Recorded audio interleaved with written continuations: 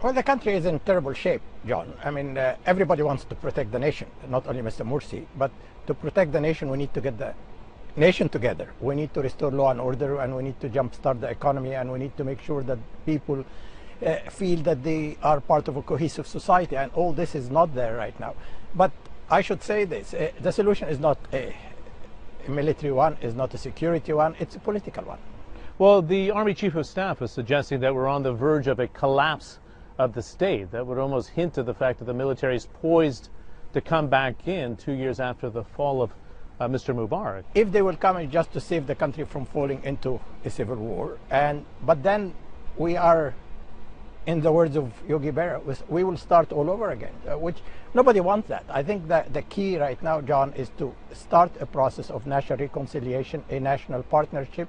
That's the only way to move forward. Get the political Islam with the rest of the country, forge together a path to move forward based on a competent government, a government where everybody feels they have their trust, impartial government to run the election, a committee to amend the constitution, and like in South Africa, a commission for national reconciliation. We need to look forward and not backward. You're suggesting we're not on the verge of a civil war then? It's not gotten to that stage, because the phrases we're hearing over the last week would suggest that after the violence we saw last Friday that it's much worse than some are indicating. We're far away from a civil war, but there's a lot of violence, a lot of anger.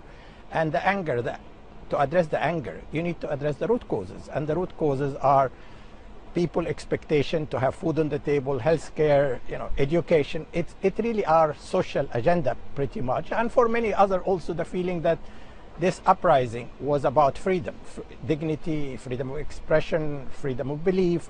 So you need also to amend the constitution to make sure that we have a democratic constitution. Right now, the constitution that we're adopted is far away from being called a democratic constitution. While this is taking place, the economy is crumbling. Unemployment's in the double digits. We have a budget deficit in the double digits, so they can't afford the subsidies anymore.